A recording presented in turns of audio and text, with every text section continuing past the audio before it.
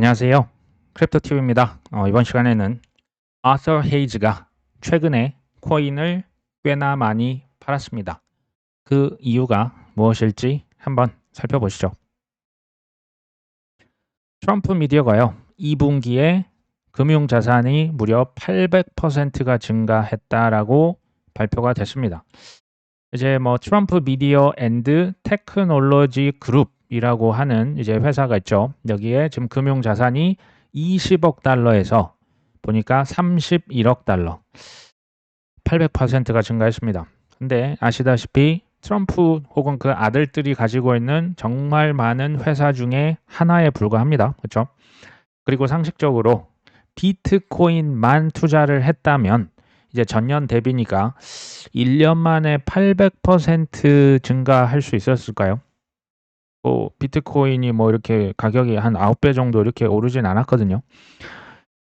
지금 이렇게 밝혀져 있는 트럼프 대통령 그리고 그의 지인들, 뭐 자식들이 하고 있는 비트코인 채굴, 비트코인 ETF 신청했죠. 옵션, 트럼프는 이 옵션이나 주식 쪽에 이제 거래를 뭐 사실 평생 이제 하셨기 때문에 이쪽 부분에 굉장히 잘 아세요. 그리고 월드 리버티 파이낸셜 거기에서 토큰 판매 엄청 많이 이제 팔았죠. USD1은 이제 스테이블 코인 관련된 거, 알트코인들 그 에릭 트럼프 둘째 아들이 굉장히 많이 사놨습니다. 물론 이더리움이 제일 많습니다. 그리고 밈 코인들 발행할 때 또는 뭐 디파이에서 이자 받는 거, 여기서 나오는 각종 수수료, 여기까지가 이미 세상에 알려져 있는 것들만 해도 이 정도입니다. 앞으로 기대가 저는 많이 됩니다. 자, 마이클 세일러가 지금 현재 비트코인을 이제 스트래티지 회사를 통해서 62만 9천 개를 들고 있거든요. CNBC 제가 얘기 드렸죠. CNBC는 미국 사람들이 아침에 그냥 아침밥 먹으면서 틀어놓는 TV 프로그램입니다. 여기에 나와서 우리는 비트코인을 최대 150만 개를 매수할 수 있다. 현재 압도적인 일입니다. 제가 볼 때 이게 깨지기는 어려워 보여요. 뭐 사토시 나카모토도 지금 100만 개로 추정이 되는데 지금 그것을 한참 넘는 150만 개까지 우린 살 수 있다. 이게 어떤 사람들에게는 정말 이게 제정신인가? 이게 지금도 이런 생각이 들지만 특히 22년도, 23년도 이제 하락장일 때 있죠. 21년도 하반기부터는 너희들 청산될 것 같은데 너희들 미친 거 아니니? 라고 정말 엄청난 모욕을 들었겠죠. 근데 지금 어떤 또 다른 이제 소위 말하는 이제 긍정론자들에게는 이게 실은 너무나 당연한 거고 나는 뭐 바이 뭐 forever 했잖아요. 뭐 높은 가격에 나 영원히 살 것이다. 참 독특합니다. 또 샤플링크가 또 못 참고 이더리움을 추매했습니다. 14,933개 정도 샀다라고 합니다. 평 단가가 3,550달러. 제가 보니까 여기 이제 뭐 그냥 가격에 그렇게 개의치 않아 보입니다. 그렇죠? 그 다음에 이더리움 어쨌든 계속 사고 있고 현재 46만 4천 개를 들고 있습니다. 또 익명의 고래, 여기 지금 다른 사람입니다. 어떤 다른 기관일 수도 있고 갤럭시 디지털을 통해서 이더리움을 16,495개 샀는데요. 이 재밌는 포인트가 있습니다. 지난 3일 동안 3억 달러, 한 4천억 넘게 샀는데 현재 이익입니까? 손실입니까? 미실현 손실. 그러니까 팔지는 않은 거예요. 근데 미실현 손실 마이너스 얼마입니까? 마이너스 2,206만 달러예요. 그러니까 지금 상황은 똑같은데요. 누군가는 불평하잖아요. 지금 뭐 이제 시즌 종료 외치시는 분들 슬슬 또 나올 겁니다. 그렇죠? 누군가는 불평할 때 누군가는 지금 불평 이럴 지금 시간적인 그 정신적인 여유가 없는 거예요. 뭐 하느라? 줍느라. 재밌죠? 미실현 손실 이게 지금 우리 하나로 따져보면 대략 마이너스 300억 원이에요. 개의치 않는다. 이거 정말 죽겠다. 개의치 않습니다. 이런 사람들이 기관들이 생각보다 꽤 있습니다. 나스닥에 상장되어 있는 샘트렉스 여기는 뭐 전자부품 제조업체라고 하는데요. 이 회사는 뭘 샀다? 1,000만 달러로 코인 사겠습니다. 근데 일단 100만 달러로 솔라나 5,500개를 샀다라고 하죠. 근데 앞으로도 뭘 가장 많이 살 것이다? 여긴 또 솔라나를 산답니다. 그쵸? 비트코인, 이더리움, XRP, 솔라나, 나스닥 상장사 이제 뭔가 그 공식이라고 해도 될 만큼 예전에는 오직 비트였잖아요. 그렇잖아요. 솔직히 얼마 전까지만요. 이제 뭐 이더리움, 뭐 XRP, 솔라나, 뭐 도지코인 등등등 지금은 이제 뭐 이것저것 나오지만 대부분 우량 코인이고 미국에서 ETF 이미 신청이 들어가 있는 코인들 위주로 지금 사고 있는 걸 지금 보셔야 되는 거예요. 이게 뭐다? 바람잡이 하는 거예요. 지금 승인 됐습니까?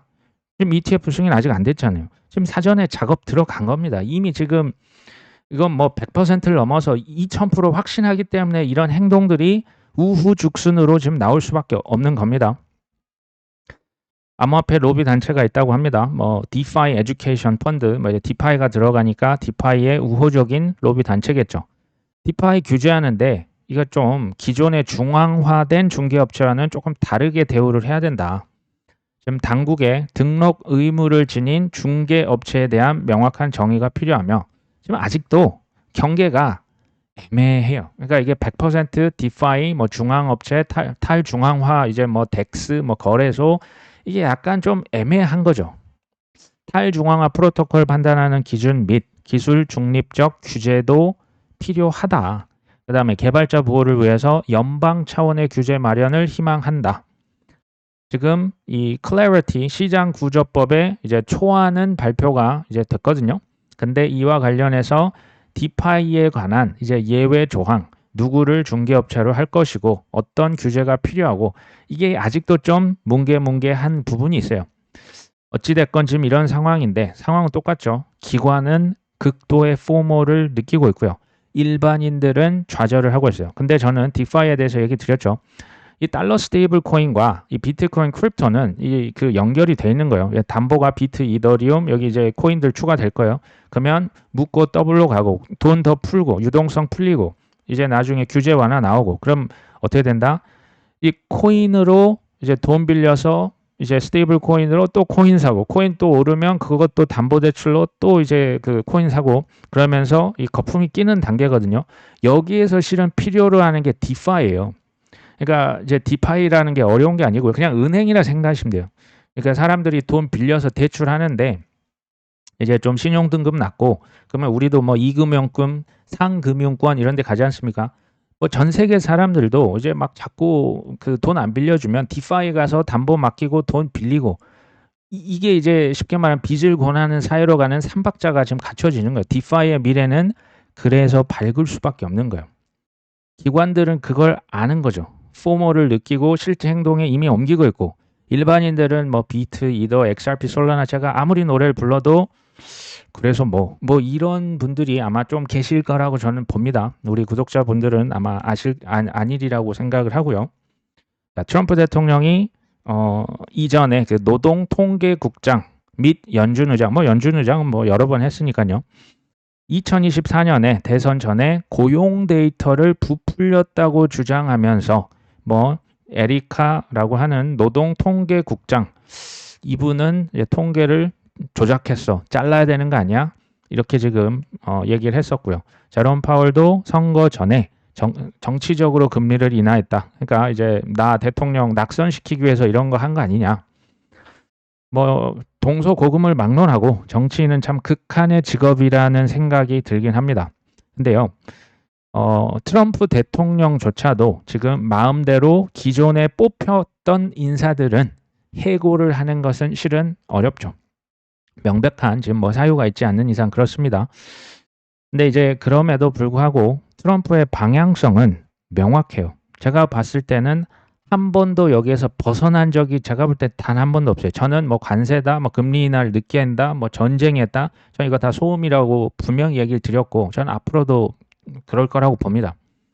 시장의 상승을 뭐라고 생각하냐? 왜 약달러를 그렇게 주장했을까요? 왜 또 인플레이션을 낮추면서 그 약달러 하면서 이제 그 돈은 더 금리 인하 이렇게까지 강조할까요? 경제가 살아나고 시장이 펌핑이 되는 것을 뭘로 생각합니까? 이게 실적 아닙니까? 실적이라고 강력하게 생각을 하는 분이 트럼프 대통령입니다. 이분의 특성 중 또 하나가 뭘까요? 안 되면요. 될 때까지 계속합니다. 제가 이거 예전에도 얘기 드렸죠. 제롬 파월 연준 의장 자르기 위해서 할 수 있는 모든 방법 지금 다 동원하고 있어요. 언제까지 한다? It's too late 파월. 이제는 그 닉네임이 붙었어요. 제롬 too late 파월, 이제 미들네임으로 이제 너무 늦은 파월이라는 얘기를 아마도 계속 할 것으로 보입니다.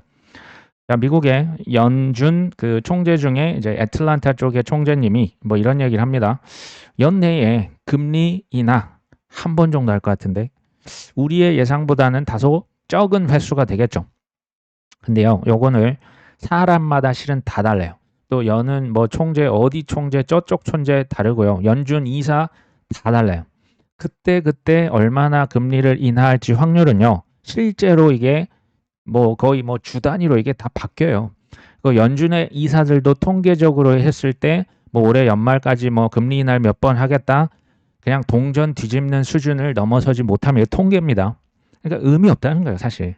근데 이제 왜 그런 얘기를 하는지를 들어보실 필요는 있겠죠. 뭐 최근에 이미 아시겠지만 미국 7월달 비농업 신규 고용이 7만 3천 명이 나왔는데요. 시장의 예상치는 10만 6천 명이었어요. 그러니까 10만 6천 명이 고용이 될 줄 예상했는데 턱없이 지금 모자란 거죠. 7만 3천 명이면 딱 봐도 지금 3만 3천 명 고용이 줄어든 거죠. 실업률은 4.2%. 4.2%로 굉장히 높은 실업률이 맞습니다. 그러니까 이게 이미 발표가 돼서 연준의 주안점 뭡니까? 물가가 좀 이제 그 높아지면 안 되겠죠. 좀 적당한 수준을 유지하고 그다음 보는 게 고용이거든요. 고용이 안 좋았다. 그러니까 금리 인하 확률이 9월 달에 무조건 금리 인하 하겠네. 지금 또 이제 금방 지금 며칠 사이에 이게 또 이렇게 급물살을 타는 거예요. 이게 금리입니다. 그러니까 이거 예측하려고 하는 건 사실 어렵다고 보시면 됩니다. 그리고 바이든 전 대통령이 임명을 했던 연준의 쿠글러라고 하는 이사가요. 원래는 내년 1월 달까지 일을 하기로 돼 있었어요. 근데 좀 먼저 8월 8일 좀 먼저 그만둡니다. 이게 왜 또 코인 시장이랑 이게 무슨 상관이냐.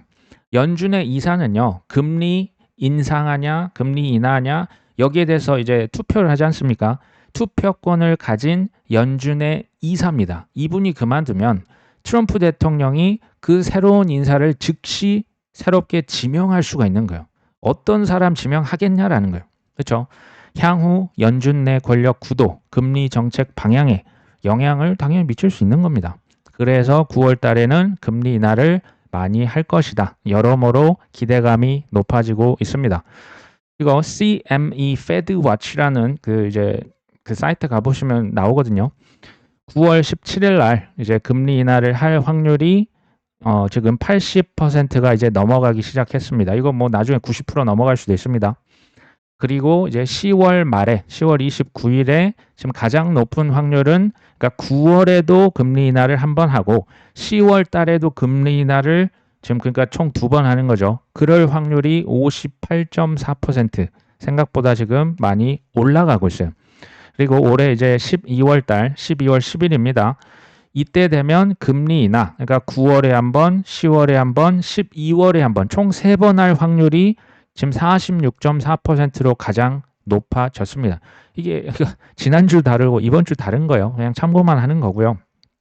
제 여기서 포인트는 뭐냐?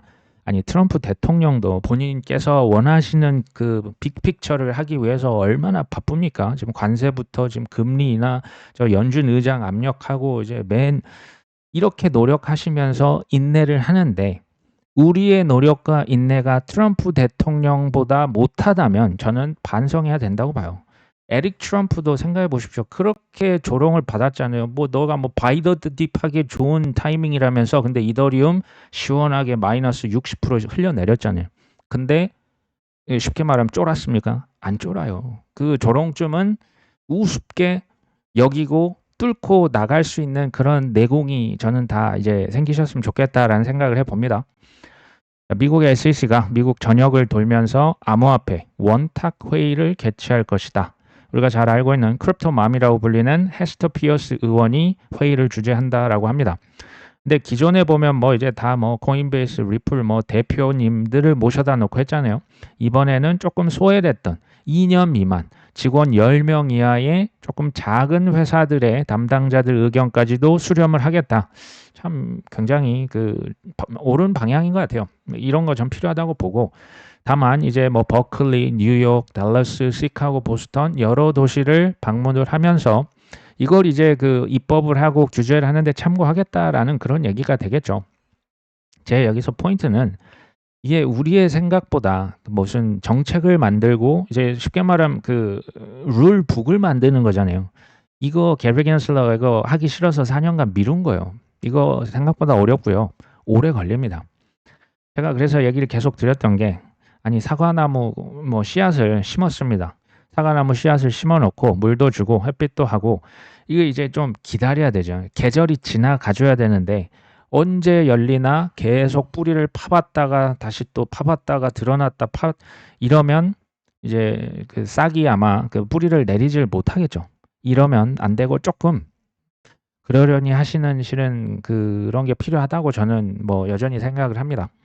자, 영국에서 개인 투자자 암호화폐 ETN 그 이제 N이 이제 채권 노트인데요. 어쨌든 뭐 ETP랑은 조금은 다르지만 어쨌든 개인 투자자들은 암호화폐 ETN 투자가 원래는 금지였어요. 근데 이것을 언제부터 해제한다?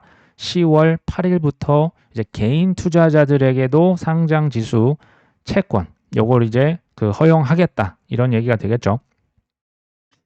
금융 선진국들의 관행이 있어요. 뭐 영국, 뭐 싱가포르, 홍콩 같은 그런 데 있죠.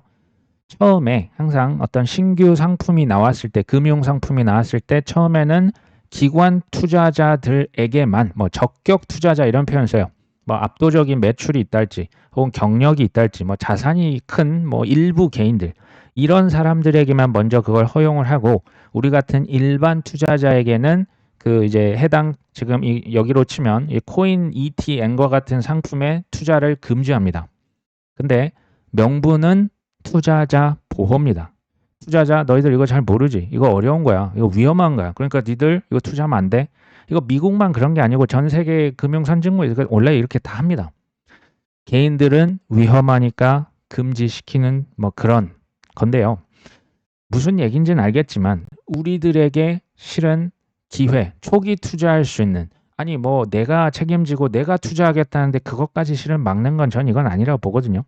어찌됐건 영국의 기관 투자자는 작년 5월 달부터 이 비트코인 ETN 거래를 허용을 했지만 개인 투자자는 뭐 1년 거의 한 반 가까이 지난 저기 한 10월 8일부터 개인 투자자에게 비트코인 ETN을 허용한다.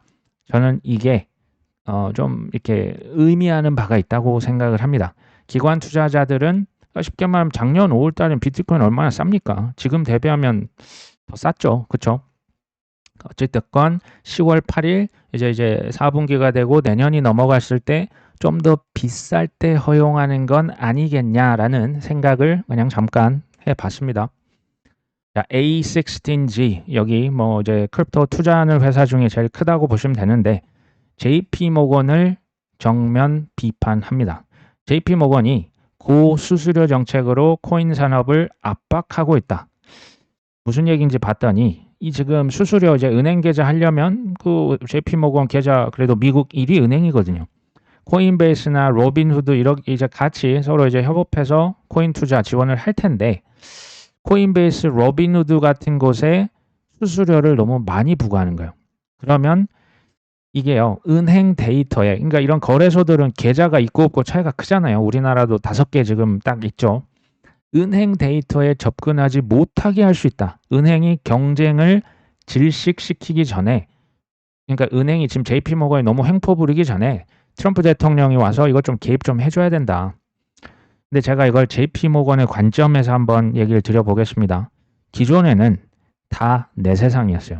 내가 대출하고 내가 상품 팔고 내가 ETF 팔고 다 했는데 고객 뭐 예대 마진 가져가고 했는데 그리고 JP모건, 시티은행과 같은 미국의 대형 은행이 연준의 대주주입니다. 찾아보시면 다 나옵니다. 근데 과거에는 내 세상이었는데 지금 세상이 바뀐 거예요. 뭐 때문에? 크립토 때문에. 코인 때문에. 달러 스테이블 그것도 코인이죠. 크립토죠. 그러니까 이제 빅테크랑 어깨 싸움을 할 수밖에 없는 거고요.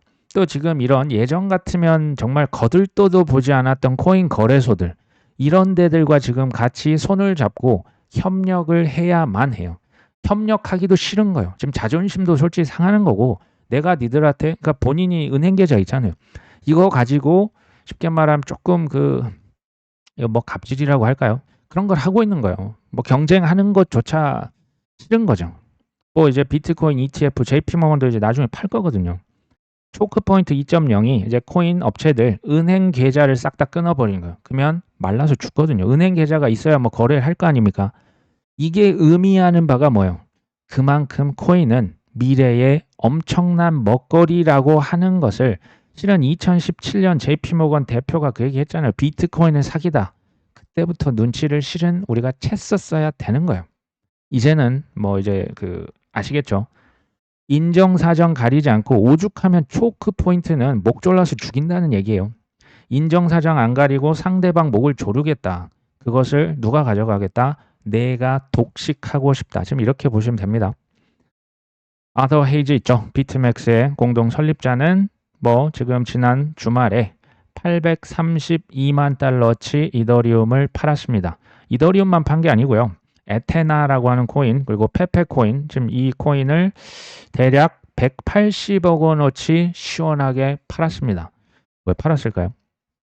사실 뭐 이제 이분도 지금 트레이더 성향이 워낙 셉니다. 뭐 이제 단기 옵션 하는 선물 옵션 거래소 창업자잖아요.